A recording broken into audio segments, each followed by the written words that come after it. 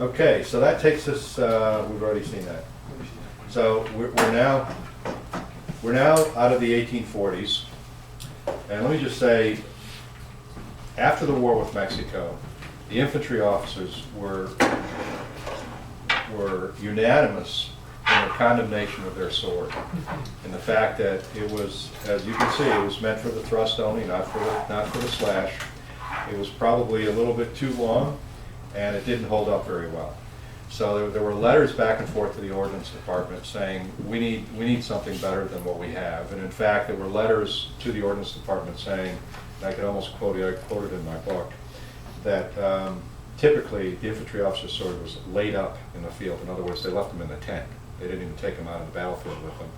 And what we find is that wherever they could get a hold of an artillery saber or a cavalry, or in that case a dragoon sword, that's what the saber, that's what they would carry. Or they brought their own that they bought at home and brought it out.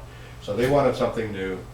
The Ordnance Department had an officer overseas at that point, and a letter came to the Ordnance Department saying, I found this really great new French pattern that French officers absolutely swear by. He sent a copy of it to the Ordnance Department. They loved it, and the Ordnance Department said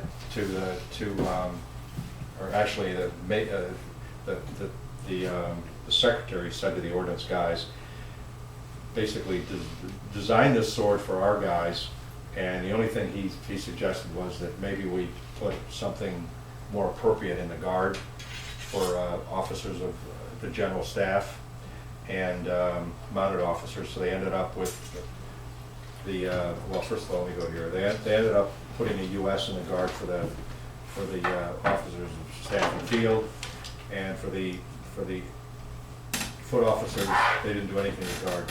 This guard and this configuration is identical to the French model of 1847, I think it's called. So those are the new swords that were developed in 1850. They were universally applauded. In 1850, the government did something they didn't do in the 1830s. The government actually bought swords for the infantry officers so that the infantry officers could buy them from the government at cost. And the rationale was not only could they buy them at cost, but secondly, they would buy a sword that was inspected by United States government inspectors and was therefore not going to be something flimsy or second rate. And it would also meet the pattern. The government did that in the 1830s with Ames, and then told Ames they weren't going to buy the swords. It became a huge problem. Ames almost went out of business and said, we'll never do this again with you characters. But then in 1850 they relented when the government swore by the fact that they would actually buy the swords.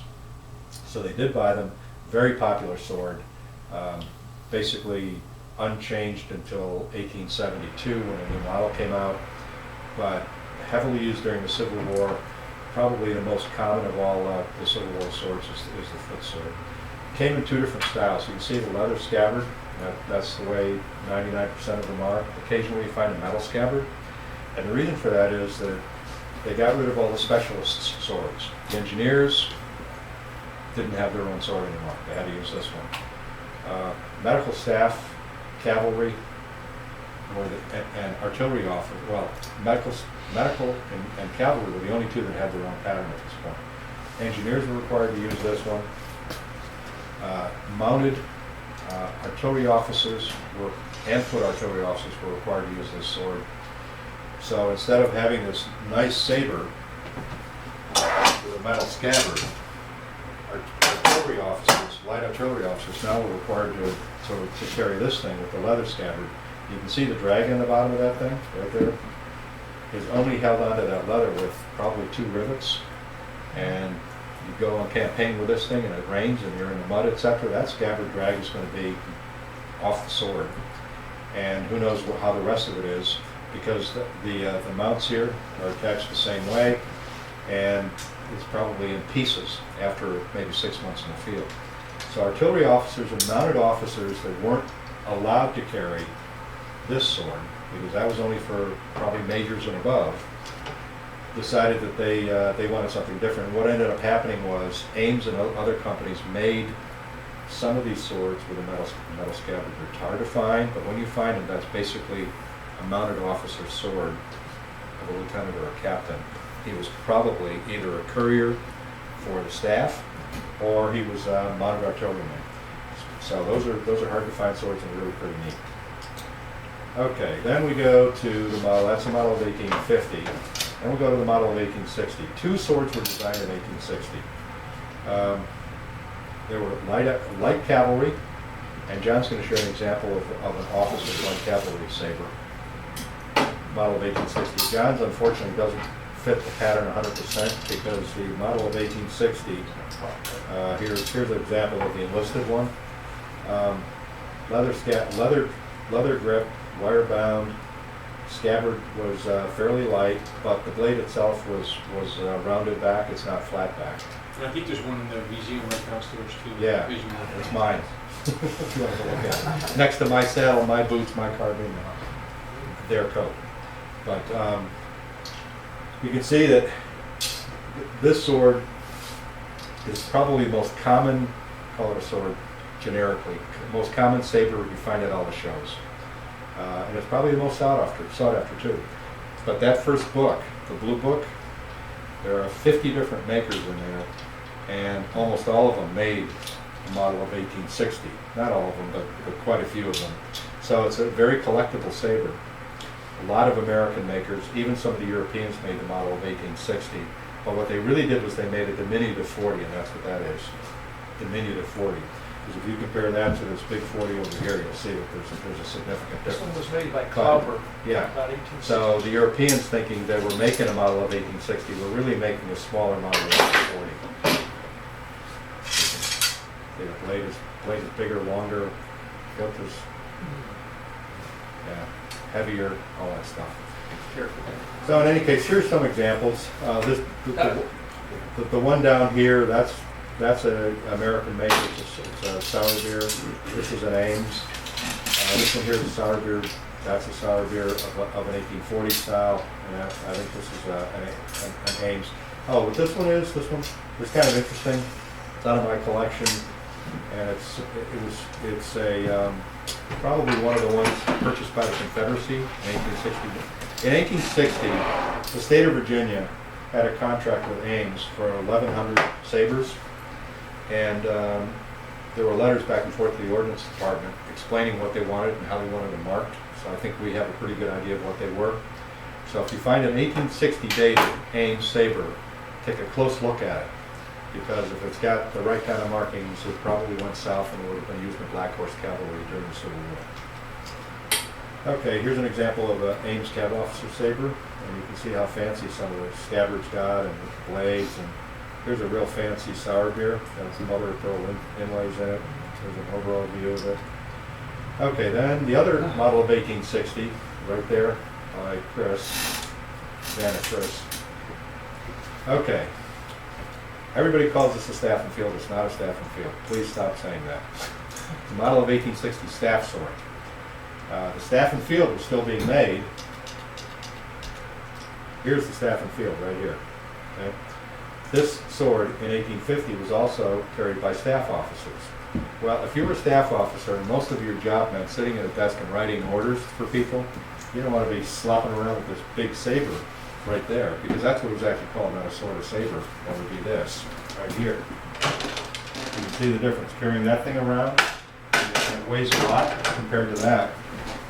So the Ordnance Department decided that they needed a lighter sword for staff officers that was also allowed to be carried by general officers. It has an Eris blade. Does anybody know what Eris means, except for the sword collectors? Okay, it means it's diamond shaped. So it calls for an Eris blade, and actually the ordinance the regulation does not call for a sharkskin grip. It calls for a shell grip, tortoise shell. But in any case, 99% of them have a sharkskin grip. You don't find a lot of Eris blades, and when you do find them, they're probably the first year of production by Ames, and you'll find the occasional one by Horseman. almost everybody made an oval blade. Basically, they used the blade that was in common use for militia staffs and that sort of thing. Hard to find these because this became the military-wide sword in 1872. So thousands of these things were made after 1872, and 99% of the ones you find were made after 1872. The way to tell an early Civil War sword, John, why don't you point to these features when I mention them? The drag, first of all, is very small and plain, and it's what we call a shoe drag. It wraps around the drag, okay? Wraps around the bottom of the scabbard. The mounts, the scabbard mounts, are single rings. They're not double rings on the second. Sometimes you'll find double rings here, ring there, and those will be general officers. If you find a nickel scabbard, it's probably post-war. The other thing is when you turn the sword around, the shell guard on the back is plain. It never has any kind of adornment on it unless there's a name on it. And the guard is small like that. The knuckle belt is very small. Those are the typical features, and of course if you find the blade with the arrows. If you find one of these, it's definitely Civil War. There weren't a lot of them ever made. They're pretty scarce, and they're very desirable. So then we get to, okay, what about all the other swords? There are non-regulation cavalry sabers, and John brought one of those for us to look at. This one is marked Tiffany. What it is, it's a German cavalry saber, okay, that Tiffany's agent bought overseas and sent to the United States, and they stamped Tiffany on the Ricasso, and Tiffany sold those to the government. They ripped the government off.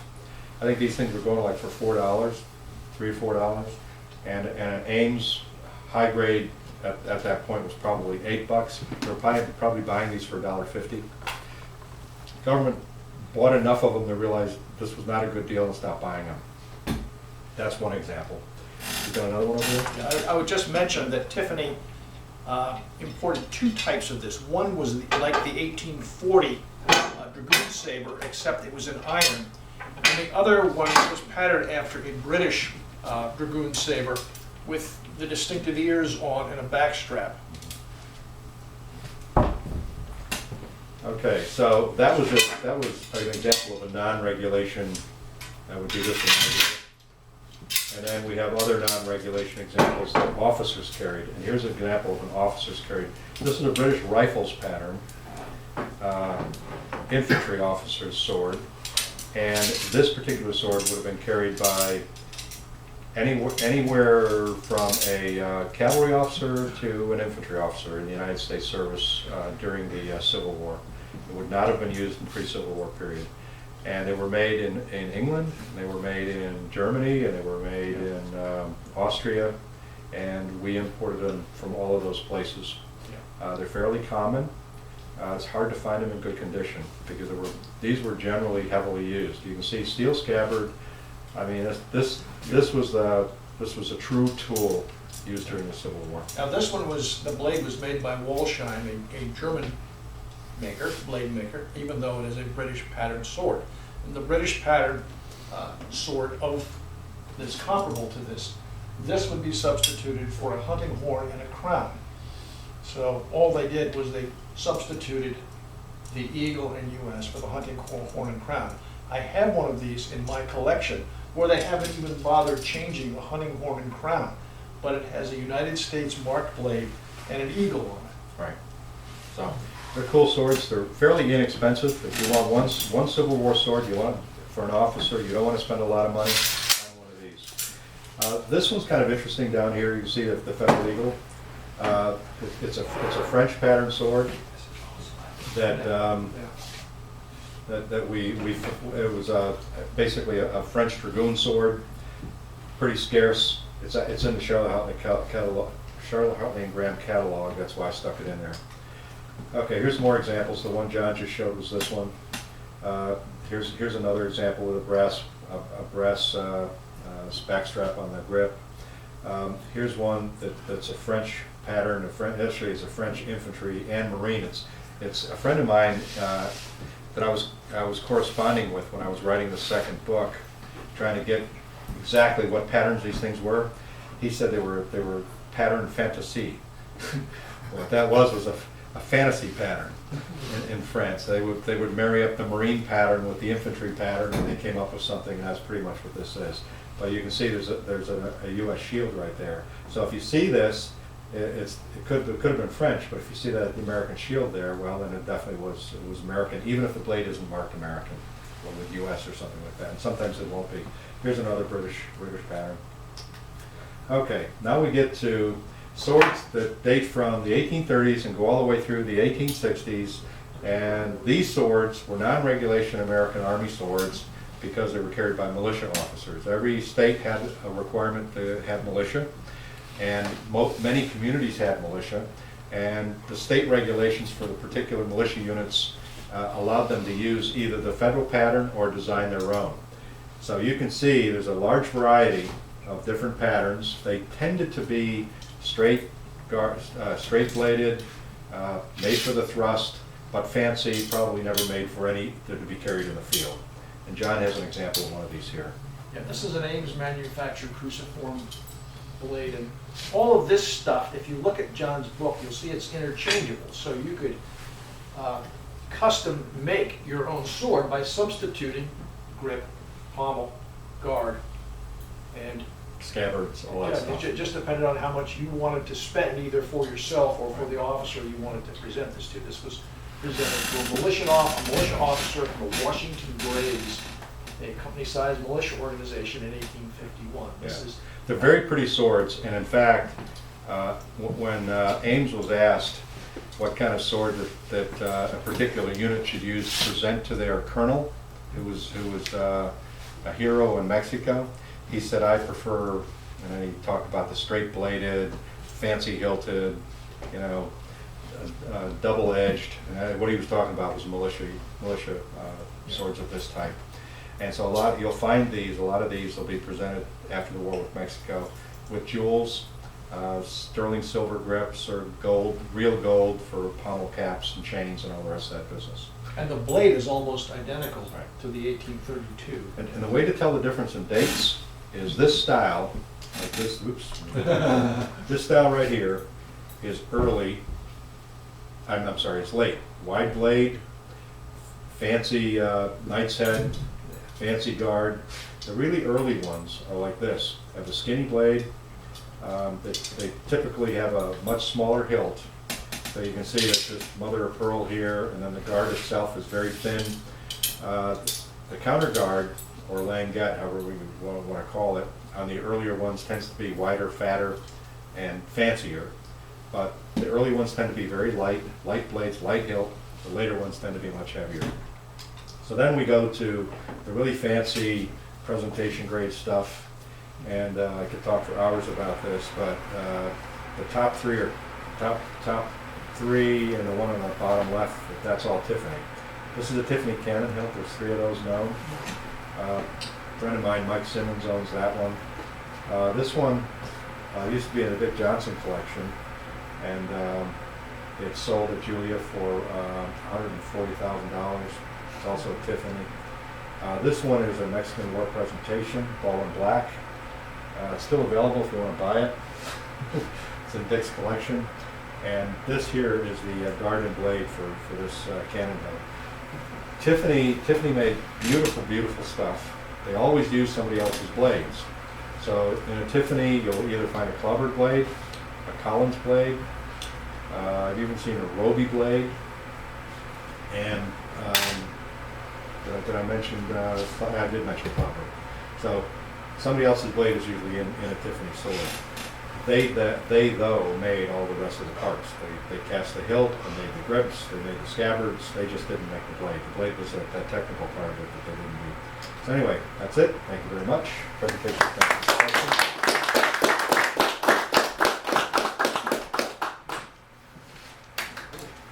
Anybody have questions for?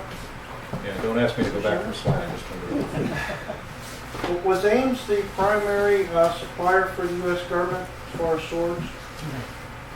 Ames was in 1830s and 40s. In late 1850s, then other people got involved. By 1861, there were lots of other contractors. They couldn't keep up with it.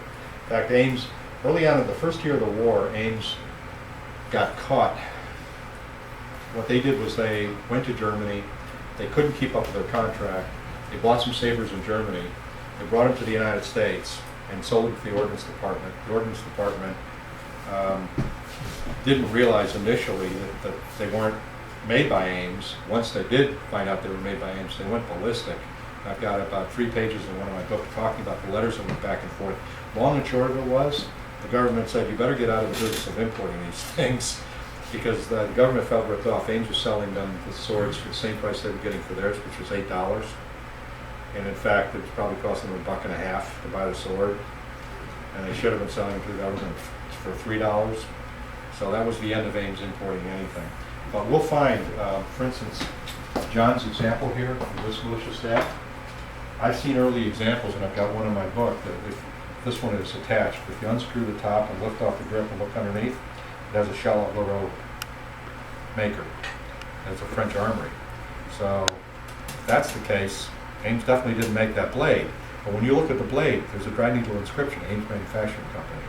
But if you look underneath, you'll find that it has the government stamp from France.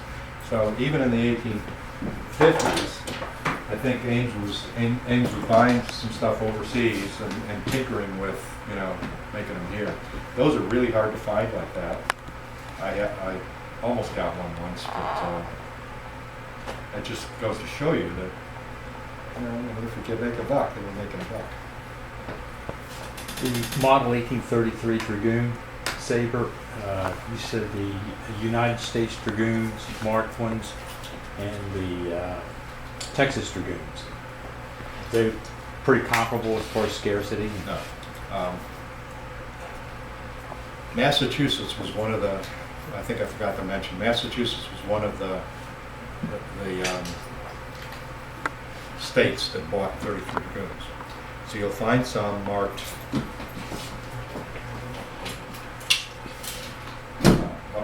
up here with an MS, right here on the quilling. The ones that are marked MS with Massachusetts and dated 1834 has United States Dragoons on the blade. The really scarce ones are like ones like this one that aren't marked by anybody, that are U.S. government inspected, government purchased, that says United States Dragoons on the blade. This is a hard one to find. Okay, so there's no inspector. Yeah, I only know of 2 of these. No inspector on the No, well, no, it's government inspected, but not Massachusetts marked. I got it. And in Texas. North Carolina is scarce. South Carolina is really scarce. Texas is really scarce. Some of the other, Massachusetts, not so scarce. They tend to be around. Occasionally you'll find the Massachusetts ones with brass scabbards. And those brass scabbards we think were for the Massachusetts, what the heck do they call themselves? Not Corps of Cadets, but it was a separate Boston unit. And the thought is that they had the brass scabbards made because they were very flashy. Brass scabbards are all marked with a number, and it's possible, but the hilts are not marked with a number.